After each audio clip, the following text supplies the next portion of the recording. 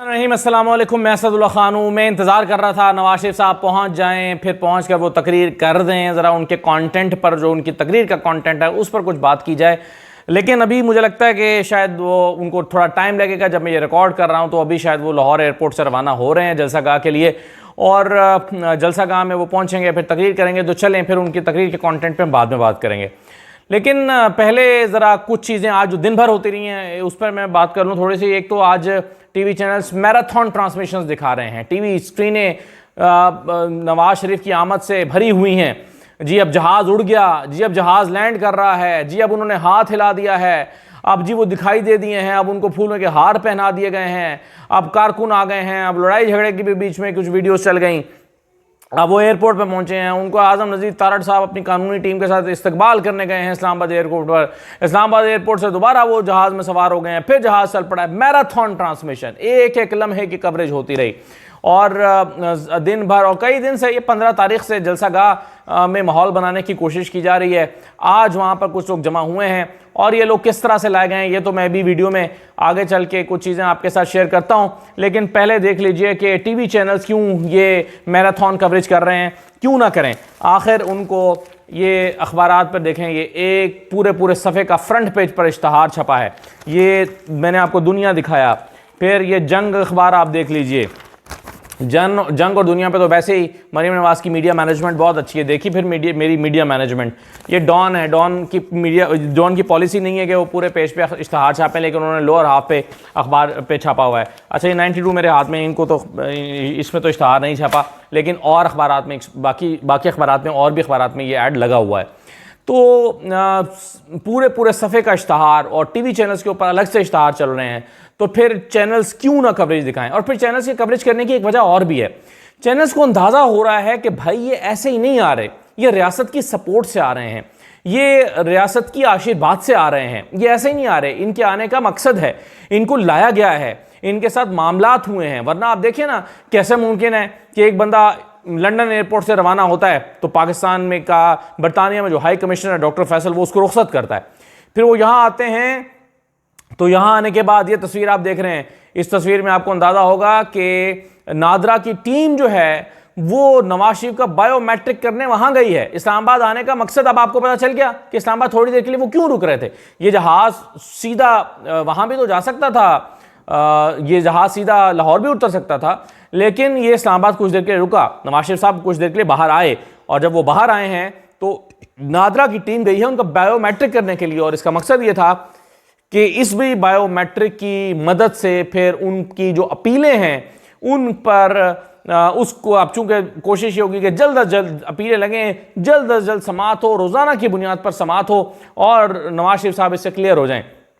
तो अब वो जो अपीलें लगनी है उसके लिए बायोमेट्रिक दरकार था। और बायोमेट्रिक, जनाब नादरा ने कहा कि आप क्यों ज़हमत करते हैं, हम अपनी मशीनें लेकर आपके पास आते हैं जनाब, वहाँ जाकर आपको बायोमेट्रिक करते हैं। इस्लामाबाद हाई, कुछ लोग ये रिपोर्ट कर रहे थे कि इस्लामाबाद हाई कोर्ट से गई हैं टीमें वहाँ पर बायोमेट्रिक लेने के लिए। इस्लामाबाद हाई कोर्ट से तो नहीं गई, लेकिन ये नादरा की टीमें हैं जो रिपोर्टेडली वहाँ पर पहुँची हैं जाके, ताकि नवाज शरीफ का बायोमेट्रिक लिया जा सके। जनाब आखिर उनको कोई अब इश्तहारी ना कहे, कोई मफरूर ना कहे, कोई उनको मुजरिम ना कहे, क्योंकि जिस तरह से उनके साथ सलूक हो रहा है ये मुजरिमों के साथ तो नहीं होता। जेल से गए थे वो इलाज कराने के लिए और वापस जेल में नहीं आए, तो इसका मतलब है हालात बदल चुके हैं, हालात तब्दील हो गए हैं। और ऐसे में क्यों ना फिर चैनल्स उनको मैराथन ट्रांसमिशंस करें।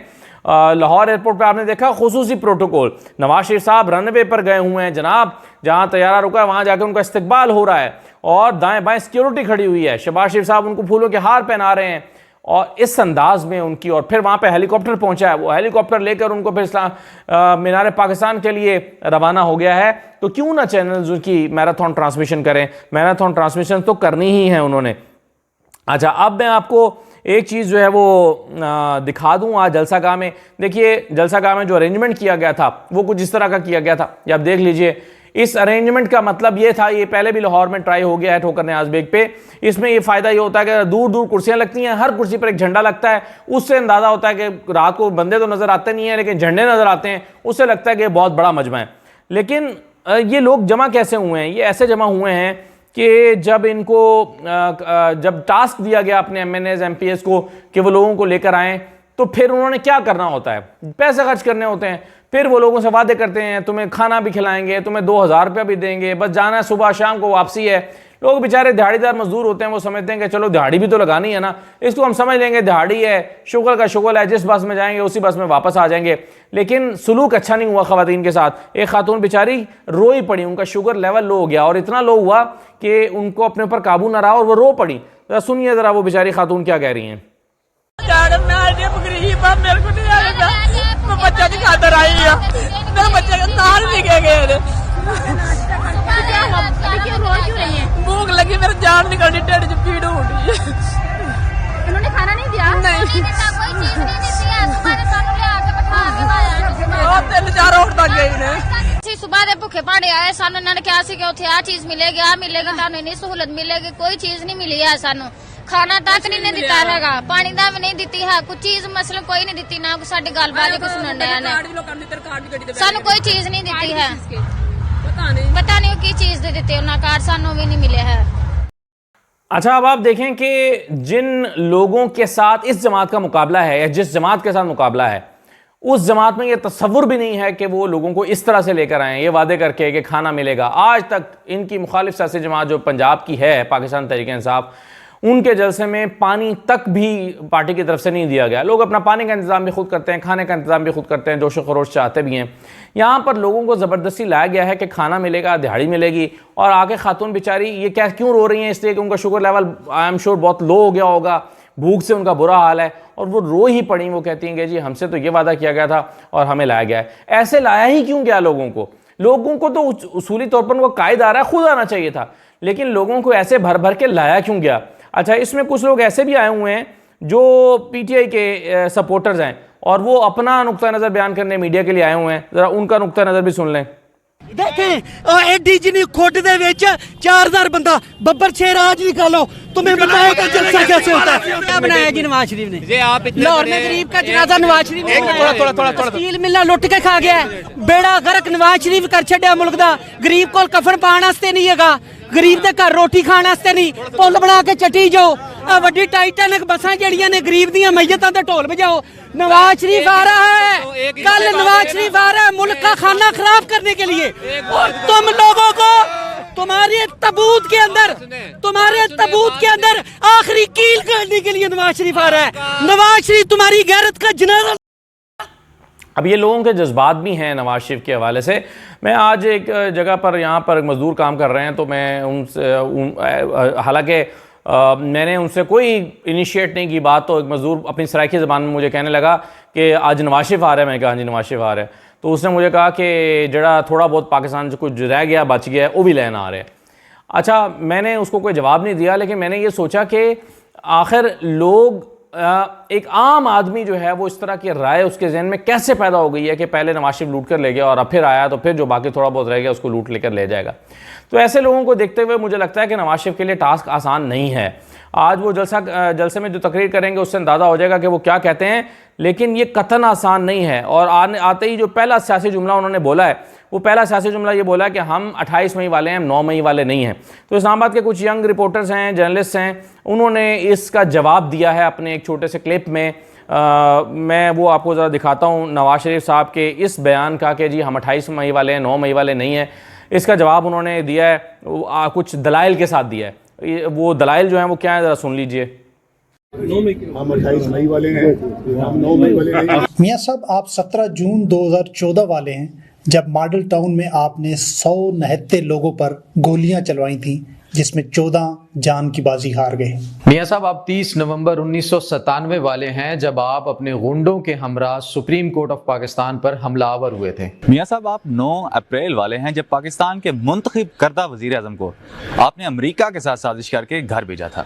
मियां साहब, आप 28 जुलाई 2017 वाले हैं जब सुप्रीम कोर्ट ऑफ पाकिस्तान ने पनामा केस में आपको बददियानत करार देकर घर भेजा था। मियां साहब, आप 12 मई 2018 वाले हैं जब आपने पाकिस्तानी अदारों को मुंबई हमलों में मुलव्वस करार दिया था। मियां साहब, आप 12 अक्टूबर 1999 वाले हैं जब आपने उस वक्त के आर्मी चीफ को साजिश के तहत दुश्मन मुल्क भारत भेजने की कोशिश की। तो ये नवाज शरीफ साहब जो नया अब जो भी बयानियाँ बनाएंगे आखिर उसका जवाब उनको मिलेगा। ये जो कहते हैं कि जी हम 9 मई वाले नहीं हैं और इनको सियासत में जो मार्जिन के लिए निकला है थोड़ा सा, वो इतना सा निकला है कि जी 9 मई के बाद जो क्रैकडाउन हुआ है पाकिस्तान तहरीक इंसाफ के खिलाफ, उससे इनकी उम्मीद बंधी है कि अब उस क्रैकडाउन की वजह से हम जाकर इलेक्शन लड़ेंगे। यानी अपने मुखालिफ सियासी जमात के हाथ पांव बांधकर उनको जेलों में डलवाकर या रूपोश करके हमें कुछ स्पेस मिल जाएगी कि हम इलेक्शन लड़ सकेंगे।